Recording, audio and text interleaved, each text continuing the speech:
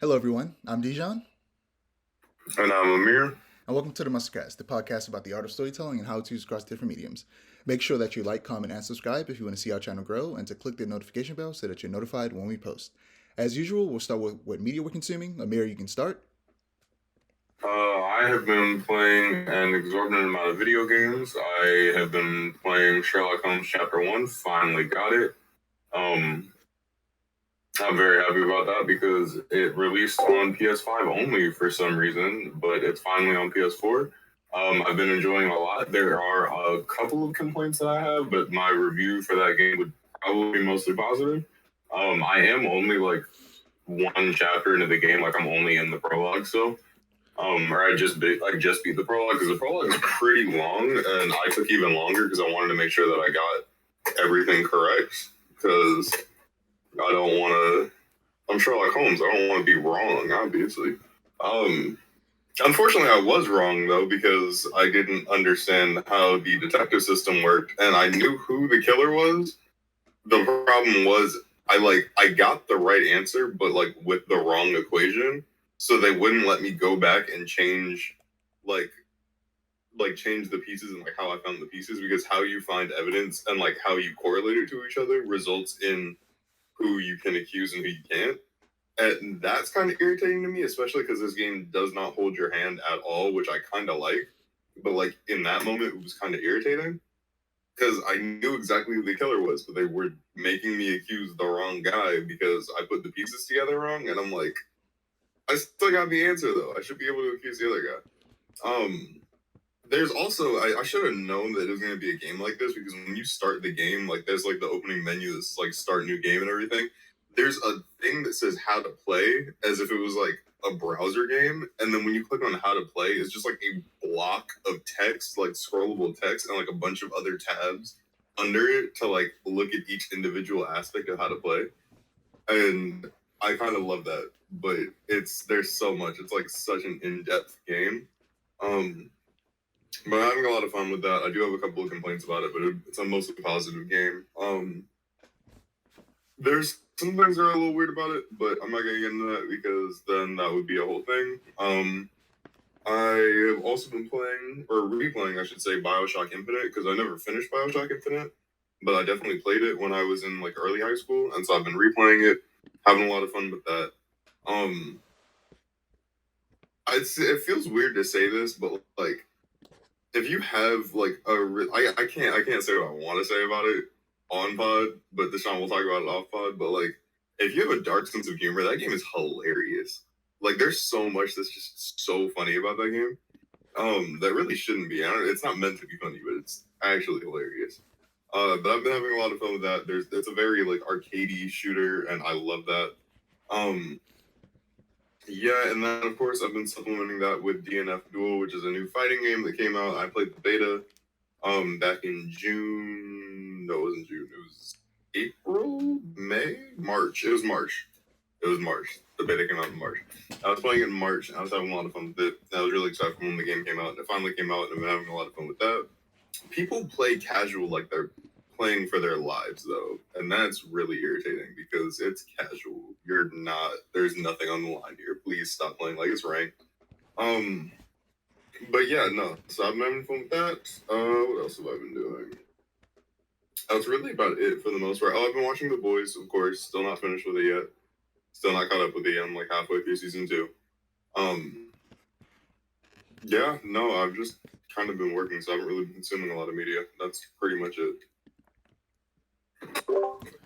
Yeah. I recently finished Metal Gear Solid 2. This is my first time playing the second Metal Gear Solid. I've watched. I actually started playing it because I started playing it in the first place because I was watching some people from Kind of Funny Games on YouTube play it for the first time, play the entire series. They played the first one all the way through the fourth one. They haven't played the fifth one yet, but and that was it was real fun watching them experience that for the first time. The first and only one I played was up until now was the fourth one, and I loved it. Actually, no, I played the fourth one and the fifth one, but yeah, and I love the fourth one. It's still my favorite one, but Metal Gear Solid 2 being like one of three is now my second favorite one. It's so good. it's like man, the message that they're trying to send is great, and it's like if like it's almost Kojima feels like a prophet because this game came out in 2001, but in the game's universe it takes place in 2009, well 2007 and 2009. There's a time skip at some point, and it just touches on it's a lot about essentially like before social media was a thing on the internet or a lot of fake news was even a big prevalent thing. It really touches on the idea of there being so much information being out there on the internet that it's hard to tell what's true and fake, and people trying to control it and shift things to sound a certain way. I realize I'm not talking as loud as I'm supposed to be, um, but yeah, it's a real good game. If you got it, it also holds up very well. It holds up extremely well. At first, when I was gonna play it, I was like, I don't know, I feel like I'm gonna be annoyed by this because it's an old game. It's a fixed camera. You can't control the camera. You can kind of control the camera a little bit in some moments. The combat is kind of strange because it's an older game, but it's fun. It's a real good stealth game, and it's 100% stealth game. If you try to go in guns blazing, you're gonna die. But yeah, it's real good. It's real good. It also introduces my favorite character in the entire series, Raiden. So yeah, I love Metal Gear Solid 2. It's a good game. Um, Doom 2016. Like I said, I started playing it because I beat Doom Eternal, and I've been playing it on Game Pass, seeing as Xbox owns Bethesda now. Most of Bethesda games are on Game Pass, and id Studio makes Doom. They're owned by Bethesda, so now they are an Xbox Studio. Doom is on there. So the next Doom will probably be Xbox exclusive, which kind of sucks. But it's fun. As I play it, I can't help but think about Metroid Prime, which is like the first person Metroid series, where which is it's interesting, but I feel like it's not as good as it could be. There's a fourth one coming out somewhat soon, within the next couple of years or so. It was announced a while ago, and Doom 2016 is a lot of like Metroidvania kind of map style, which for people who don't know what that is essentially when it's usually reserved for 2D games, but I would say that it's gone beyond that. It's also you can find it in 3D games as well. Mostly games like most of the Soulsborne games, other than Elden Ring, since Elden Ring is open world, but it's essentially where like the map is almost completely linear, except that it loops back on each other and there's shortcuts to get back to other places or to new places all the time. There are locked doors you have to find specific keys to get or specific power-ups to get to, stuff like that. That's how Metroidvanias usually work, and Doom is essentially works just like that. You get certain weapons, you can get through certain areas, you get certain power-ups, you can get through certain areas, stuff like that, and it also loops back in on itself all the time. And it's good, and I want a Metroid game that's like it. And it's much more atmospheric and kind of scary than Doom Eternal is. Doom Eternal is much more arcadey, just shoot giant demons, whereas Doom 2016 can be creepy sometimes. So yeah, the Doom 3, the previous Doom 3, was like a kind of reboot that was more kind of like Dead Space, more horror oriented.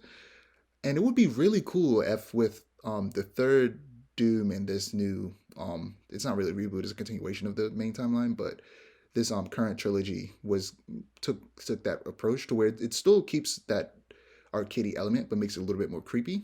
But also like Amir, do you know about what's happened in like the DLC, like the timeline and all that? Because I know you don't usually care about spoilers, but I just want to make sure.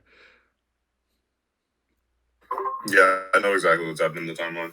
Doom is a timeline, like a story franchise that I follow very closely, which is really weird because you wouldn't think a story or a game like Doom would have a story that would actually keep me interested, but I've been very interested in Doom since like Doom 3. Yeah, the lore is real fun. After I finished Doom Eternal, I looked through all of the files I had. I was missing some because I just wasn't exploring a lot. But yeah, I looked through all the files that I had, especially the monsters. I like reading about the monsters, and I was just reading through them. And the lore is pretty good. They could make a good Doom movie. They really could, but we can talk about it another time. But so with the way that the Doom Eternal DLC ends, essentially, like I feel like the threat of like hell is kind of mostly done with, and I feel like where they could go from there is that, spoiler alert, I just spoiled something. I'm gonna make sure I put a spoiler tag before I just said what I just said. But like since that is the case, it was revealed that basically demons are like creatures from a different dimension. They're basically more like aliens than they are demons. So it would be cool if the next like kind of monsters were just straight up aliens, like aliens from outer space coming to invade Earth rather than demons, since the threat of demons is mostly gone. I think that would be fun. And instead of it taking place like it takes place in like a giant spaceship or something like that, I feel like that could be cool. But yeah, I've also, since I beat Final Fantasy VII Remake as well, I've been playing the DLC, the intergrade, where you play as Yuffie. And there's this, I don't know if I said this last time, but there's this. You ever play a game where there's a um a mini game inside the game that's like that's just as fun, if not more fun, than the actual game that you're playing? I literally spent 3 hours playing Crash Bandicoot on Uncharted 4, so yeah. Yeah. So there's this game in Final Fantasy Integrate called Fort Condor, which is essentially a real time strategy game. And I'm not usually into real time strategy games, but this game was fun, and I just unfortunately there was like a cap, like you get to a point where you like beat the grandmaster and it's over. But I was mad when it was over because I was like, I want more of this, and I hope in the next game. From what I've heard of people who played the game, there's definitely going to be a lot of Fort Condor in the next game because I want it and I need it. Honestly, I think Fort Condor should just be released as a separate game the way that it is, and it should be multiplayer as well because it is so fun. It is ridiculously fun. I spent most of my time playing. Once I discovered Fort Condor, I only played Fort Condor, and yeah, I still haven't done anything else in that game other than play Fort Condor. But I need to start like progressing through the story. Halo, like I said before, me and my brother beat the first Halo. I was gonna go down today, but I'm just too tired. I just want to rest over the weekend before I have to get back to work week. So, yeah, I'm just gonna watch Spectacular Spider-Man all day. Speaking of which, Spectacular Spider-Man is on Netflix. I didn't want to go to sleep because I was too busy watching it because that show is so good. Oh my god, it holds up so well. Spectacular Spider-Man is ridiculously good. Easily, my opinion, the best Spider-Man cartoon. Granted, I haven't watched a majority of the '90s show. I only watched some of it, but I'll have to watch that eventually. But yeah, Spectacular Spider-Man is amazing. If you haven't seen it before, it's on Netflix. In the USA, watch it. It's amazing. I believe only the first season though for some reason, so I might have to borrow that second season DVD. Amir. But yeah, me and my brother were also playing TMT Shredder's Revenge last time I was over there, and because of that, I started watching Rise of the Teenage Mutant Ninja Turtles, which is the newest cartoon that ended up getting canceled, but it is getting a movie that's coming out on Netflix, I believe, later this year. And the show's good. So a lot of people, this happens every time there's a new animated Ninja Turtle show, and it gets old every time. Is that people complain that the turtles either look different, the voices are different, but they don't usually act different. They usually always act the same. Or people just complain that it's different because people are weird and just don't like change, which is everybody goes through that with something that they like. But with Ninja Turtles, every animated series has been so different every single time that it's like, why are you still complaining about them doing something different with the Turtles every time? If anything, I prefer that they do something different every time. They do the same thing over and over again. So yeah, it's good. I like it a lot. The first episode I'd seen before because they posted it to YouTube. But yeah, as I kept watching it, I'm liking it a lot. Because of that, I ended up watching. This is on Netflix, by the way, and I ended up watching the first episode of the 2012 Ninja Turtles because I definitely didn't watch all of that. I watched it sporadically. I just didn't watch much Nickelodeon when I was a kid, but yeah, I started watching that as well. So I probably I'm just on a Ninja Turtles kick because then I also watched the *90s Ninja Turtle movie, and I need to watch the second one, Secret of the Ooze. That movie still holds up, still great. Ninja Turtles are great. I love Ninja Turtles. Love Ninja Turtles so much. Dude, 2012 Ninja Turtles is the best Ninja Turtles show ever. That's not hyperbole or a joke at all. Like, what? By the time you get to season 4, you will 100%, like 110% agree. Season 5, you really don't have to bother watching it because it's mostly just like Elseworld stories. I think the whole thing is Elseworld stories. But there's one Usagi Yojimbo episode in season 5 that was really good that I think you would like to watch. But dude, 2012 is just, oh my god, it's the best. It's the best. But yeah, I've also been watching Gravity Falls. Closing in on the end. I watch one episode every week, usually on Saturday. But lately, I haven't been watching on Saturdays. I didn't watch it yesterday. I think I'm gonna watch it later today. Um, Yeah. So I watched. There's this show on Netflix. Have you heard of it, Amir? It's called RRR. It's a Bollywood film. It's the first one I ever watched. No, no, no. I have not heard of it. It's the first one I ever watched. I'm gonna say this might turn you off, but it turned me off at first as well until I started watching it, and then I watched it till the very end. It's like 3 hours long, and that's a lot. You can watch it in pieces if you need to, but it's good. You should check it out. Have you ever watched any Bollywood films? A lot of my friends growing up in California were Hindu, and I saw one because I went to a mall with them, and we went to like this one store, and there was a Bollywood film playing on TV, and it kind of traumatized me because I can still remember everything about it. It was like this group of men were like making this one dude behead his wife with an axe, and like he wound up cutting her head off, but her eyes were still open, and she was like staring up at him, and that traumatized me for life. That's wild. So I don't know if I'm still gonna watch it or not because that kind of turned me off of like all Bollywood films. But maybe I'll give it a try because I was like 8 when I saw that. Yeah, But that this isn't freaked me out. But like, yeah, it takes place during like the back when during British rule in India, and it's I believe from what sold me on it, the way somebody described it to me when I was watching a podcast was that it's essentially taking famous like I don't know, like freedom fighters from that time period and that never met each other, but having them meet each other and kind of start a revolution and stuff. It's fun, good action, it's funny.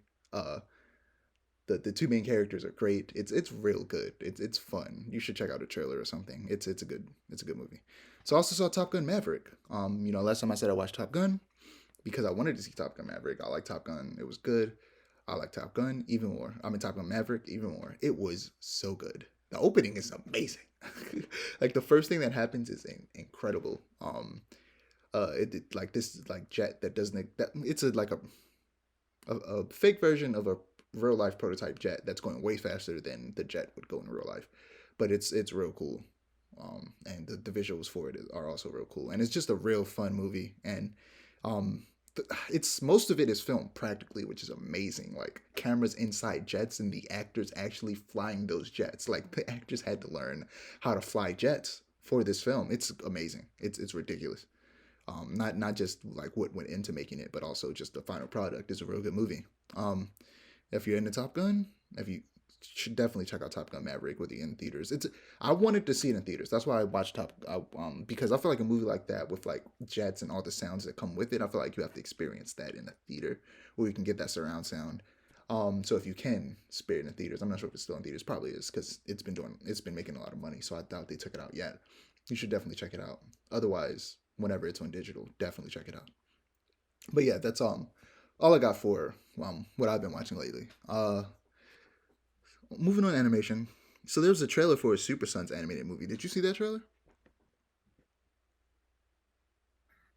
I did. I have a lot of things to say about that trailer, but I did see it. Yeah, it's 3D animated. I'm liking the art style. It's anime-ish. It looked like it'll be fun. I'm interested in it. It's a classic like sidekicks versus mentors type story. Like because like Starro's taking over people's minds. It looks fun. It's weird that so they showed like Wally and he was still Kid Flash, and I was like, by the time Damien and John exist, he should be just Flash. He should not be Kid Flash anymore. So that was a weird choice on their part. But what do you have to say about it? Okay, so for one, I feel like it's really, really, really weird because John, there's a 3-year age gap between them. It's cemented that there's a 3-year age gap between them, meaning that Damien is either 13 or 14, and John is either 10 or 11.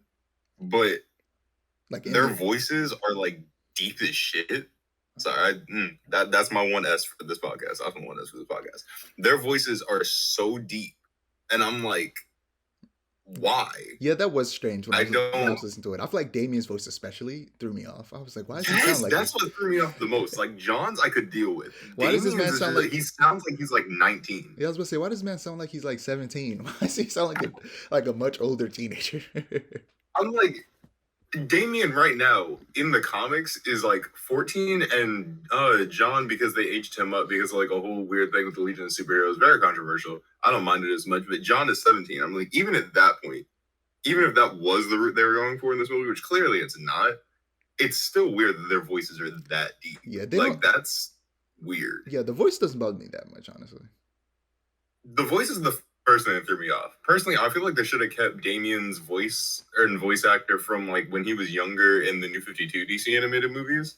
Like that was that's Damian Wayne in my head. That's the voice I hear in my head. The voice in Harley Quinn is hilarious. They just make him sound like a child. he's like 9 in Harley Quinn. I think that's hilarious. It's real funny. New season of that coming out soon too. Speaking of animation, new season comes out at the end of the month. But I found the voices weird. I find Wally being Kid Flash a little bit weird in this, especially because if they're gonna do Super Sons, either don't have Wally in the movie or make him the Flash. Like I don't. Or if you wanted to have, wanted to have a Kid Flash Wally, why not just make it Wallace? I was gonna say you should have just done Wallace because that's actually a Damian Wayne era character, and I don't know. I just hope that Tim Drake is gonna be in this movie because I really love Tim Drake and he's not in enough. That's pretty much all I have to say. I'm excited for it. Honestly, I have pretty high. I don't have high expectations, but like, I'm excited. The only thing that really threw me off was the voice and a non-Damian Wayne era character being in like a child body. But other than that, it seems pretty cool. Yeah, the disrespect for Wally knows no bounds. He's doing much better in the comics now, but outside of comics, people just like it's almost like Justice League Unlimited never happened because I don't know whose decision it was. I don't know. In my brain, I want to blame it on Jeff Johns, but maybe it wasn't his fault. But somebody at some point decided when Barry came back in like 2004 that Wally just shouldn't be important anymore, despite the fact that he was the Flash for over 20 years and he became very popular and people really liked him. They said, well, it looks like people really like this character who's been around for 20 years now as the one and only Flash. Let's get rid of him and replace him with, and this isn't a problem, replace him with a black version who eventually grew into their own character and is interesting in their own right. But I don't think I didn't think they needed to get rid of Wally to bring in that version of Wally. It's so weird the way they did that. I'm like, it still makes me upset the way they just continuously disrespect Wally. Like Wally isn't the reason, isn't a big part of the reason why the Flash is such a household name. Like literally to the point to where a lot of versions of Barry, they will pull in pieces of Wally's personality and add it to Barry. Like I'm sorry, I'm going to tangent about Wally. Wally's one of my favorite superheroes. He's honestly, I can't say I like him more than Spider-Man, but he's up there. He's definitely number 3 below Batman and Spider-Man. But he's always coming so close to just climbing the ranks because I love him so much. But yeah, there was a new trailer for Bleach. It's coming back, I believe, later this year. I'm not sure if that's still the date, but it showed off a little bit of the new OST, and listed off essentially pretty much all of the main most important characters, all of the Soul Reapers, all of the other people who I can't really name without spoiling it for you. So I'm not going to say who the other people are. You definitely shouldn't watch the trailer because you barely gotten through it. So you should finish Bleach. It's great. Skip the filler. It's not great. Some of it's okay, but you don't need to watch it. But yeah, Bleach music is always fire. Bleach OST is so good. That Rancor, that OST is just so good for that season. And the music sounded real good for this season as well. They always I was almost about to say something that was spoiled again. Again, I can't say anything because I don't want to spoil it for you. But to say I'm hyped for the return of the GOAT is an understatement. I love Bleach. It's my favorite anime and manga. I love it so much. It's the thing that got me into anime and manga. I love Bleach. I'm excited to see it come back. Trigun Stampede. So there was a trailer release that you sent to me, and I was like, oh wow, and I went and watched it on my laptop. So I watched it on my phone, and then I watched it again on my laptop because I didn't like the art style when I looked at it on my phone, but I watched it on my laptop, and I could see it in much more detail. I was like, okay, it looks a lot better than I thought it did. I'm liking the art style. I'm not mad at the art style. or that the fact that it's 3D anime. Like a lot of people hate 3D animated anime. I stand by the fact that I do not think Trigun needed to be 3D animated. I think that was unnecessary change. It was already 2D animated before, and it did good there. And 2D animation is great. It looks great, and I think they should have stuck with it. So I think the only thing that makes it weird is that it's already an anime that was known and loved in 2D being transitioned to 3D. If it was a new anime just being done in 3D, it'd be a different story, but that's not the case. But either way, I'm fine with it. I actually really like the art style. What I don't like are we have only really seen one design. I don't like the design of Vash. I don't think it's a bad design. I just think that is an unnecessary change to a character that already had an iconic design. And here's to hoping that it's that the beginning of the series takes place before the beginning of the main series, and that maybe he goes through a costume change and a hair change. That's just my hope, because I just really want them to reinstate his classic costume. He's a very iconic looking character for them to decide that they should change it. Unless this was the original author's, unless he wanted this, I don't see the point in it. So what do you have to say about this new Trigun Stampede, as it's called? I have no real feelings towards it one way or another. I feel like it being 3D animated is very weird because Trigun is already amazing. It's my second favorite anime of all time, and it was perfect in 2D animation. Part of the reason that it has so much charm was because of the 2D animation. And to me, that's like animating something like if they brought back Samurai Champloo and made it 3D animated, I would have major problems with that, because part of what makes it so good is the 2D animation. And it feels weird to see it in 3D animation. That said, I'm not super complaining about it. I also feel like Vash's redesign was completely unnecessary. I don't think it looks bad, like you said. It's just really weird that they redesigned him. It's like redesigning Naruto from the ground up. I know Naruto is at a bunch of different designs. I feel like that was literally the worst example you could have used. It is. Give me a second for a better. All right, redesigning Goku. Goku's really only had like one look consistently. Yeah. It changes slightly. It would be like redesigning Goku. It changes slightly, but it never goes through any major changes. Exactly. But this has gone, like, Vash has had quite a bit of a change in Trigun Stampede, and I don't necessarily know why. It doesn't look bad. It just feels weird. Like, it feels like a weird change and a weird choice to actually make that happen. So here's some extra information that I learned. That this could just be a marketing thing, and maybe it's not necessarily how things will go, but it's kind of being marketed as they're going to be making some changes to the story, which I don't know what that means really. So I feel like it means they might be adding more context, that they might be showing more of what happened before the original Trigun, storyline. And you read the manga. I never read the manga, but this anime looks vastly different to what Trigun is, what I know. So for the longest time I didn't read the Trigun manga, but I read Trigun Maximum, which is essentially a continuation. It's kind of like Shippuden, except in reverse, because in Naruto the comics just are called Naruto all the way through, but the anime eventually turns into Shippuden. With Trigun, it's the opposite. The comic eventually changes its name to Maximum. There's a time skip, and some things happen. And that's majority of the series. Like, the original Trigun is like probably a decent amount of volumes shorter than Maximum is. And I've read most of Maximum. I've not read all of Maximum. I'm currently rereading the amount of Maximum that I've read before. I'm still in the first volume as of now, and I've read the first two omnibuses for the original Trigun. So yeah, I've read it. So then you be a better expert than me on this. How different is this from the manga? Because this is fairly different from the anime. So how different is this from the manga? They're showing more of the backstory, which in the first two omnibuses they show a bit of the backstory of what happened to the planet they live on, as well as what happens between Vash and Ives. That's not different. That's pretty much the same. Especially the way that they're showing it, how it's happening. That's pretty much the same. So far, honestly, they aren't the trailer doesn't show any story changes. The only thing the trailer really shows is the fact that he looks different. There aren't any major story changes from what I could see in the trailer. Maybe I need to go frame by frame. but I couldn't see anything that looked like it was a big, vast difference.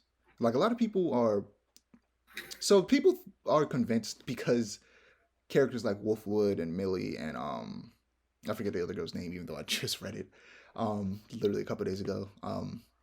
But people assume just because you don't see Meryl. them, because yeah, Meryl, Millie, There, Wolfwood. Meryl. People think just because you don't see them in the trailer that they're not going to show up. Of course they're going to show up. They're very important characters to the story throughout the entire series. They're going to show up. Just because they are in the first trailer doesn't mean they aren't going to show up. Just be patient. They're going to show them eventually.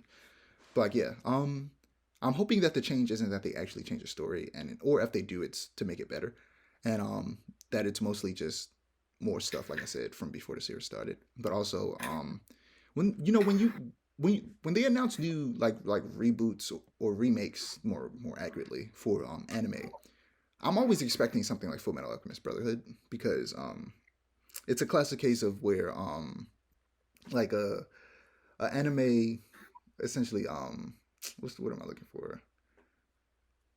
It it outpaces essentially the manga, so it has to create its own ending, and that happened with the original Fullmetal Alchemist anime, and then Brotherhood came along and rectified it and followed the story the way it was meant to be. And not only did Trigun get a hit of the manga and end it in a different way, it also ended prematurely. It cut out a lot of stuff.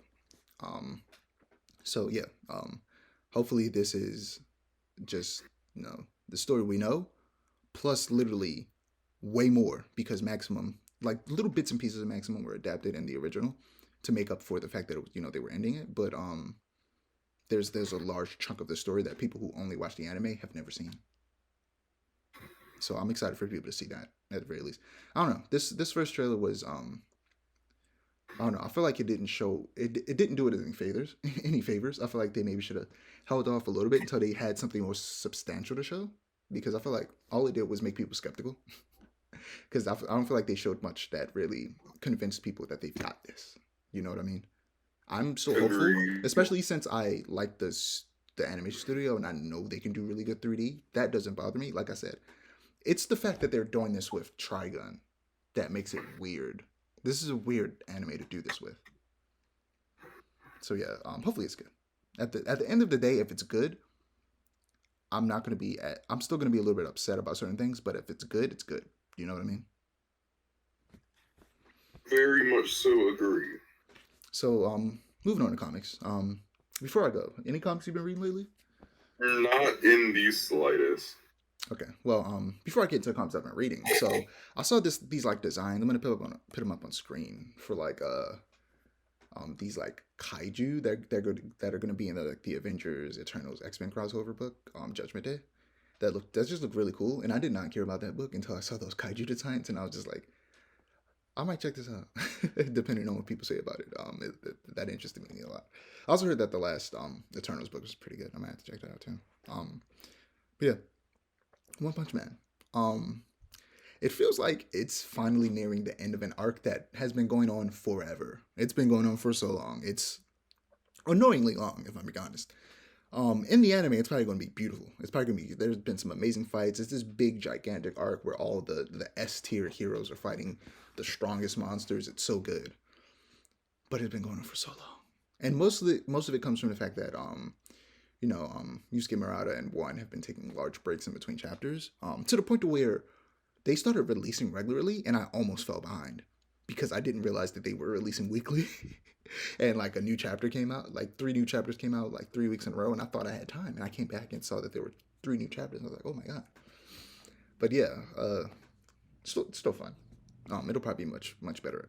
It's like the art's great. Yusuke Murata's great. It's just I feel like it's been drawn out for so long that I'm getting fatigued by it. It's kind of like watching an anime in the early 2000s, like Dragon Ball Z and Naruto, where like fights would last like 10 episodes.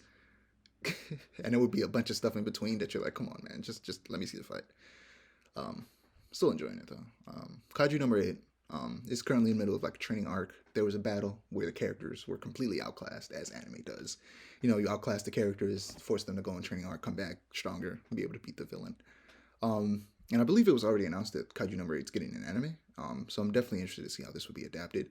It's I've said it before, but it's a rare anime where the main character, shonen anime specifically, where the main character is not only above the age of 18, but he's 32 years old. This is a grown ass man. So like we need more of that. I've said it once, say it again. Like just in general, they should stop like sexualizing and objectifying women in like anime. But they definitely should stop doing it with girls. Almost cursed, but they should definitely stop doing. We've had this conversation before. It's weird. It's really weird. There's this manga that I've been wanting to read called Witch Hat Altier or something like that, I believe. Where there's the pervert joke, which is overdone and just real creepy, and they need to stop. And the way they do it in that is that they have the character who's trying to be the pervert and all that, and uses magic to do stuff like that, and then this lady is just like, I should like murder you, you creepy asshole. Like this is weird. You should stop. Like it's very poignant, and it's much better like a written moment than what I just said. But yeah, that just needs to be a regular thing. People pointing out that trope is it's old and it needs to stop. Just as a whole. Jujutsu Kaisen. Have you finished the anime? The first season, that is? Dude, I finished the first season like a year ago. I told you I finished the first season. I don't know. I don't remember this. Jesus Christ, man. That's good. That fight between what was it, Tojo, and Yuji and that tree monster person was cool. It's a cool fight. But yeah, I still haven't checked out the movie. Let me look up if the movie is on like digital. It should be. It's been out for a while. Jujutsu Kaisen 0. Because I read the chapters, the 0 chapters, but I hadn't seen the movie. Dang. It doesn't look like it's out on digital. That's crazy. Well, I'll watch it eventually. But yeah, so it's in the midst of a tournament arc. So there are a bunch of cool fights happening. But they're hard to follow sometimes visually. This has happened to me in manga before, where sometimes the action is hard to follow because of the way it's drawn. It's very strange. This is another case where it's like this would probably look much better in the anime, where they animate it in a much more clear way. But also there are a bunch of long explanations of powers, like I said before, that almost convinced me to stop reading it. But it's also happening because most of the combatants are like unknowns, so you don't know what their power is going to be until somebody walks up to them and starts fighting them. So yeah, enjoying it. It's another one of those manga that's in a stale area, and I'm hoping it gets hyper. It hasn't like it's. I'm not gonna say too much. I don't want to spoil it. But yeah. So randomly, I didn't know this was happening. I just saw it randomly, and there's this comic. This is like an anthology comic called DC Cybernetic Summer, and there were like 3 of these summer themed anthology stories. I need to read the other ones, but there's one for villains, and I think there's another one for the women specifically. And the cybernetic one was real fun. It was a super fun read. It low-key had a couple, specifically one, like queer story that was like better than a decent chunk of the ones that were in the Pride anthology this year. But there was one, like all of them have to do with some type of robot, or of course, because DC Cybernetic Summer. There was one with like Batman battling Brother Eye. There was one with Wonder Woman and the Metal Men, specifically Platinum mostly. There was one about Red Tornado and like his family. There was one about Booster Gold and Blue Beetle and Skeets, of course. And there's one about the Flash going to this like like a bunch of Flash from different dimensions gather together and like race. Like it was Barry racing this Flash that I believe was like a Metal Man from a different dimension who was also a Flash, which is interesting. And then there was one with Superboy, like the original Superboy back when like Clark Kent was Superboy in the Legion of superheroes. And there was one with a Midnighter and Apollo and Munsu Amala and the Brain, where like Munsu Amala was trying to rescue the Brain from some prison transport.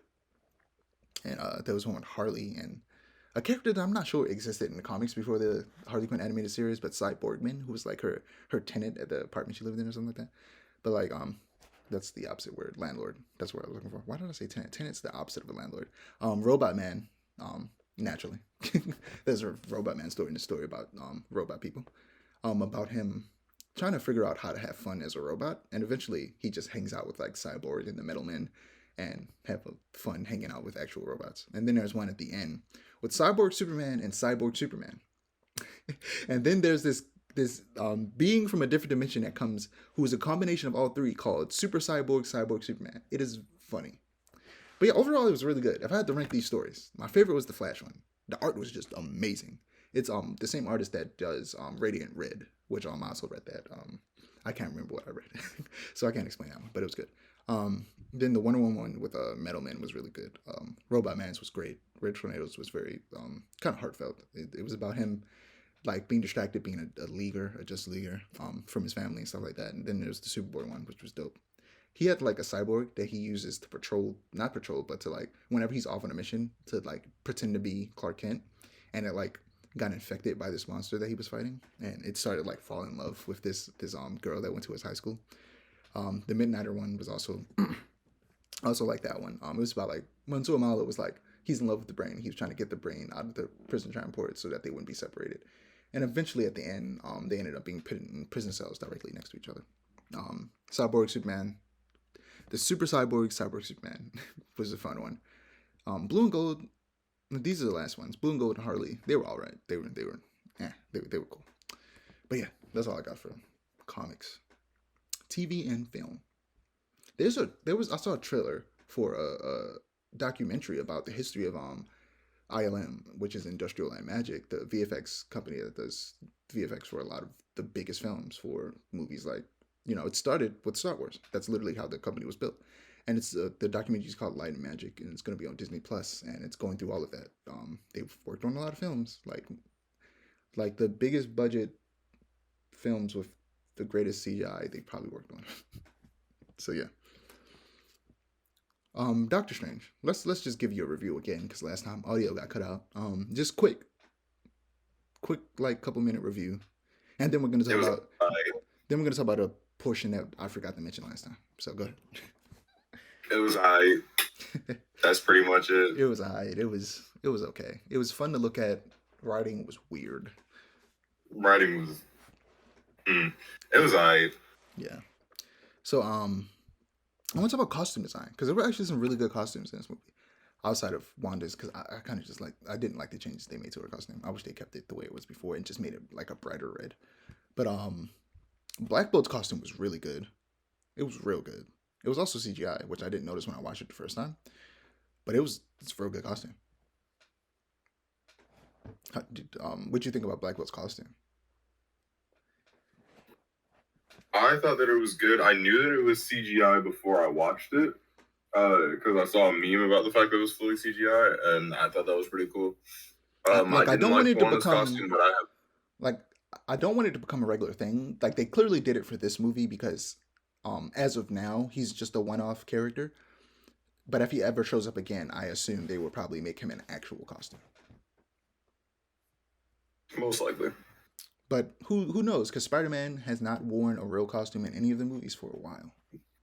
That is true, and most of Iron Man's costumes have been CGI. That's apparently, different though. So. Even though it used to not be, it's it's Iron Man. But so I could understand it there. But with like Spider-Man, it's like, why? But yeah, honestly, I wouldn't put it past Marvel to, like, if he ever comes back, to also give him another CGI costume just because it's cheaper. I would not be surprised if they did that. I feel like he would have to implore them to give him an actual costume for them to actually do it, and even then, who knows if they'll listen to him. But also, the Illuminati's Doctor Strange costume, other than the colors being different, it was almost a perfect replication of the comic book costume. The cape even had that giant, like, I forget what they're called, like collar. It had that giant collar that like curves at the end, and the symbol on his chest was the exact same as it is in comics. It was amazing. The only difference was that the cape was blue, and he didn't have yellow gloves, which I wish he had yellow gloves. I want him to have those yellow gloves so bad. He had them in Thor, but they looked weird. I think there's a way to do them that doesn't look weird. But yeah, that costume was great. Did you notice how comic accurate that version of Doctor Strange's costume was in that scene? I did. A lot of his costumes in this have actually been in this movie were actually pretty accurate to different stories. These are some of the best like costumes in the MCU, low key. The ones that Doctor Strange wore in this, like every version of Doctor Strange, like his costume was amazing. Even the main Doctor Strange costume is the best it's ever been. It's real good. I hope they keep up this because they're going on a trend of kind of making costumes a bit more comic accurate. So I like that. So the Duffer Brothers started a new production company. These are the creators of Stranger Things. They started a new production I company was called very confused. I was like, the who? called Upside Down Productions. And one of their first productions will be, for some odd reason, another live action Death Note series for Netflix specifically, which is weird. I did see this. I remember seeing this on Instagram. It's so stupid. It's I don't weird. understand. So here's the thing, though. Like me, you talked about before. There are certain things that can 100% work in live action, and Death Note is one of those. What makes it weird is that they already tried it before on the exact same streaming services, and it didn't go well. Like, if this was the first time they were doing a live action Death Note, I'd be hopeful, but it's not. Here's the thing, though. The reason I even have tiniest, it's barely there, hope for it is the fact that you would like to think that they will learn from their mistakes. You'd like to think that, but companies can be stupid. But these are also the Duffer Brothers who made Stranger Things, which is an incredible show. People are saying season 4 is amazing. I'm still in season 3, which people also say is pretty good. I just haven't watched it in a minute, but it's a good show. I like the first 2 seasons. I'm liking the 3rd season as it is now. People are saying season 4 is great. People say that despite each episode being practically the length of a movie, that it's still really good for every episode, and that they actually managed to fill the time pretty well. I hate things being too long, but I'll probably still have a fun time. So, like, because it's them, I'm a little bit more hopeful. The one thing I hope they keep, this is the only thing. Most of the cast should be Japanese. It takes place in Japan. It better take place in Japan. If it doesn't, I'm going to be upset. That's number 1. Number 2, keep Willem Dafoe. He was great. He was the best part of that movie. I didn't watch the movie. I only watched the trailers and some clips. But Willem Dafoe was good. I think that's the only part of that movie that they need to keep is Willem Dafoe. What was the name of the death monster? I forget his name. Ryuk. He was a good Ryuk. Did you like Willem Dafoe's Ryuk? I didn't watch the movie. I know, but have you literally not seen a trailer or any clips? No, I didn't. Like, I saw... Actually, that's not true. I saw the very ending with Light Turner falling off of the... like, what's that thing? Like, the Ferris wheel? And after that, I immediately turned off, like, closed YouTube, and I didn't want to watch anymore. And I don't plan to watch anything about that movie because it looks terrible. Well, the best part of it was Willem Dafoe as Ryuk. So yeah, am I interested? Absolutely not. But we'll see when the trailer comes out. So Miss Marvel, have you caught up? No. Oh, you just reminded me. I'm gonna try to do that as soon as we finish this podcast. Like before work, I'm gonna try to catch up with this Marvel. Yeah. So without spoiling it, the 6-episode series effect has kicked in. It kicked in with the 3rd episode and only got stronger as it went on. Once again, we're at the moment where there's a lot to wrap up, and there's only 1 episode left. And it started so strong, just to end up being bogged down by the unnecessary changes to her powers and the 6-episode limit that Marvel is for some reason set on. It's disappointing because the show started so strong, and it's still fun, but it's not anything special to me anymore. And it started off as something I thought was going to be different. It makes me sad. So have you watched the 3rd episode? No. Damn. I've only seen the first 2. Okay, well, we'll talk about it when you've seen it all. Thor Love and Thunder. So I'll give a spoiler-free review because I saw it opening day, and Amir hasn't seen it yet. I want to see it again.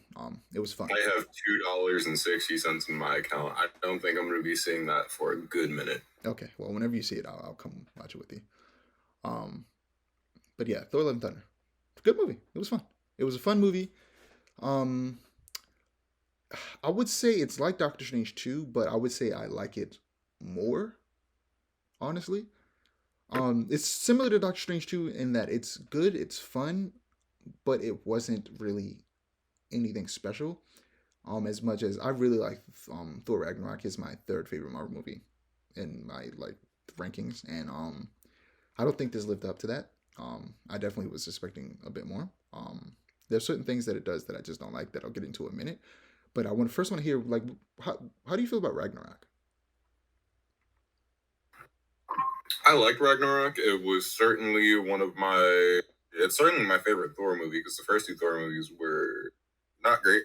But I mean, it's definitely not in my favorite Marvel movies list, but I liked it. Yeah, so every fight scene in this movie is pretty damn good. Like all the big action scenes are pretty fun and real good. I like them a lot. There's maybe one where the CGI is so distractingly not great that it kind of throws it off, and that's probably the only one that I don't like a lot. But otherwise, most of it's pretty good. But the CGI in this film, bro, it's just not as good. Like, there were rumors, and I'm not even sure if this is true anymore, or maybe they just failed to utilize it correctly. But there were rumors that they use a larger version of the volume for this film, and I couldn't tell if they did or not because I think there was one scene in particular that looked like it was probably shot in the volume. But other than that, it it didn't look great visually in terms of CGI specifically. It looked. I don't want to say, I'm gonna say bad because I'm gonna talk about the VFX artists that work on Marvel films in a minute. It looked bad in a lot of areas. I like more comedic Thor, but I feel like he's way too comedic now to the point of being really cringy, and he can't take anything seriously, and it's annoying. And he's always making jokes, and not all of them land, and it gets real annoying real fast. I did not like it. Christian Bale was a pretty good Gore though. Like even though he looked different, and I wish he looked more like he did in the comics. The scenes, like the way they utilized light and his eyes glowing, it made him look scary. His voice was scary. He did some scary stuff. He was pretty scary, but he was barely in the movie. He was not in this movie enough. So the movie is the shortest MCU movie in a while. It's 2 hours long. It could have used another 30 minutes because it was very fast paced in the worst way possible. There was no time to probably build up anything, let alone Thor and his Gore and his reasons for doing what he does. Honestly, I think that extra 30 minutes that it needed should have been just Gore. It should have just been Gore and what he was doing. It just should have been more Gore. We needed 30 more minutes of Gore because he was in like a tenth of this film. I want to see it again, like I said. So I definitely want to, come see it with you if you don't mind, whenever you decide to go see it. But I'm beginning to be upset by the route that the MCU is taking because they're churning out so much stuff lately that it's affecting the quality of each project. A lot of people are saying that they hope it's a fact that they got backed up because of COVID, and they're kind of just throwing stuff out now to make sure that it gets out, and that maybe after they release all that stuff, it'll get better. But I'm not sure about that. I don't think that's the case. I think it might just be that they are trying to monopolize on the fact that it's big. People are liking the MCU. Let's just keep making more stuff every year. Let's just do it, and that is resulting in less quality per project. And it's weird because we're finally getting films where they're letting the directors direct more, but the kind of the visual quality is going down in a lot of cases. I feel like Eternals was one of my favorites because of how different it was, and I feel like it had much better CGI than a lot of the films we've had so far. It could be shaky in some areas, but most of the time it was visually beautiful. It was stunning. But lately, the other films have been not great. Shang-Chi in moments in that final act, you could tell there was a green screen and it was weird. They need to slow down. Take a step back. Release less projects per year, and continue to allow the creatives to just be creative. So there was something I saw on Twitter where it's like on Reddit, some VFX artists were coming out talking about how horrible Marvel treats them, and how they aren't paid very well across the board in the entire industry, but specifically on these Marvel films, and they are being forced to crunch. And like I said, Marvel just needs to give these movies and shows more time in the oven, and give the VFX artists enough time and money to just to do what they need to do. It's another good thing though. I'm gonna talk about some of the good stuff. Michael Giacchino's theme for Jane Foster is pretty good. He's been working on a lot of stuff lately, and he's fast becoming one of my favorite film composers. He did the Batman, and the Batman's score I think is amazing. Jane's theme is real good. I think they overuse it.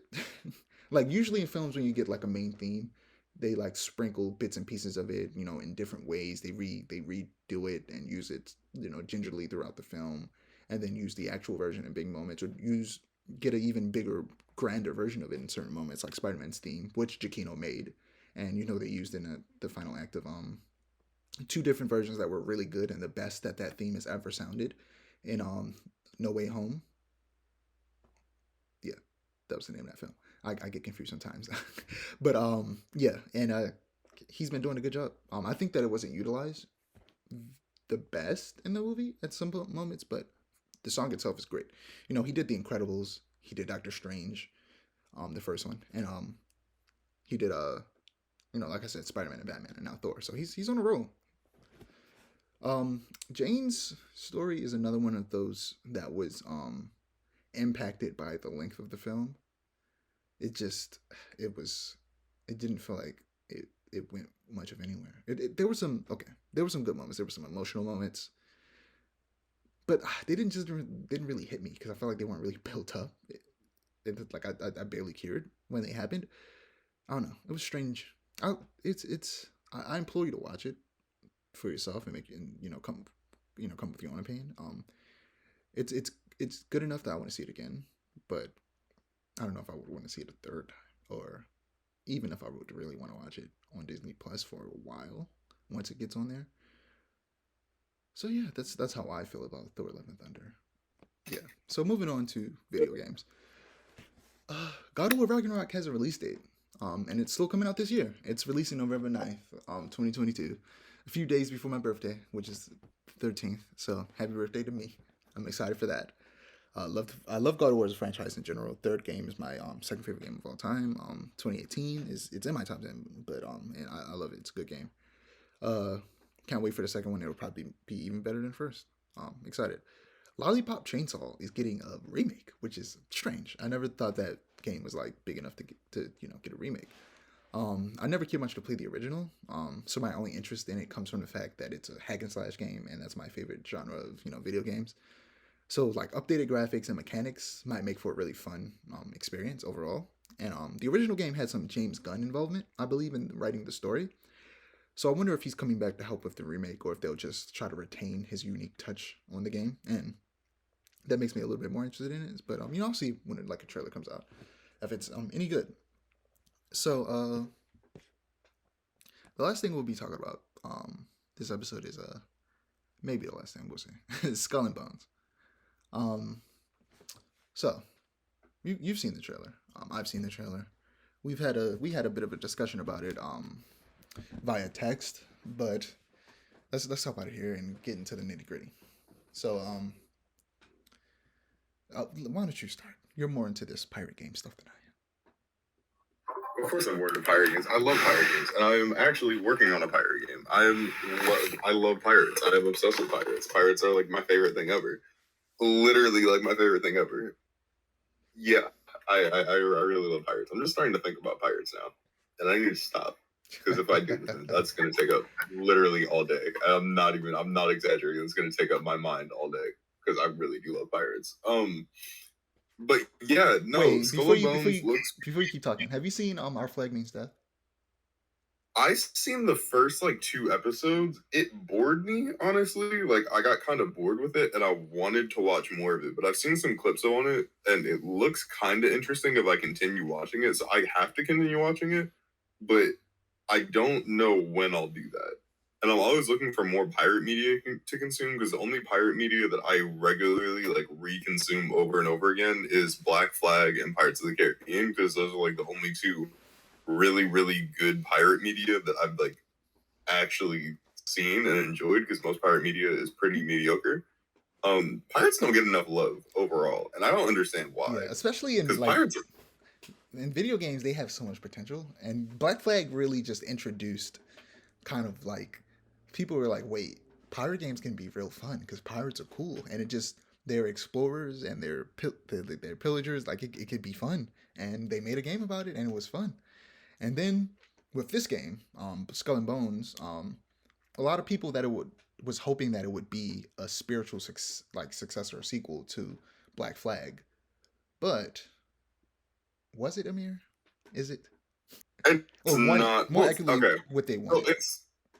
it's not what people wanted, but I can't say that it wasn't what people expected because people have been expecting this for a while. So this game was announced what in like I feel okay. 2013 is obviously a major jump, but it was announced a long time ago, like a really long time ago. And they launched a couple of trailers for it, including a mini gameplay trailer. And people were hoping for more. I'm one of those people that was hoping for more. I'm still hoping for more. Maybe they'll see the reception that this is getting and delay it for like another 26 years and hopefully bring out the game that we wanted. I doubt it. Look, they've been delaying this game for almost 10 years at this point. I wouldn't be so. It hasn't been almost 10 years, but I don't like. I mean, what, 2013? Yeah, it has. No, it wasn't announced in 2013 Oh. though. Like it was 2016, maybe I think is when it got announced. I don't know. It's been over 5 years at the very least. Like it's been a very long time since this game got released, and even longer, or not even longer, but like a really long time since we heard any news about it. So hopefully they will delay it again because this game has been getting delayed and delayed and delayed and delayed and delayed for a very long time. Hopefully they delay it all over again and add some better aspects. But as of right now, it looks interesting enough that I'm definitely planning on playing it because I did like the ship combat in Black Flag enough that I would not mind playing an entire game about it. The thing that's throwing me off is that there's no story mode. It's all online. And that just doesn't really sit well with me because I'm like, you have this, like, clearly they put a lot of thought into the lore. Like, if you watch the very first story trailer, there's a whole lot of, like, really cool stuff in there that they could really base an entire story around of, but they don't. There's no story mode whatsoever. Yeah, so let's get into like the things that are missing for people who don't know. Like Black Flag.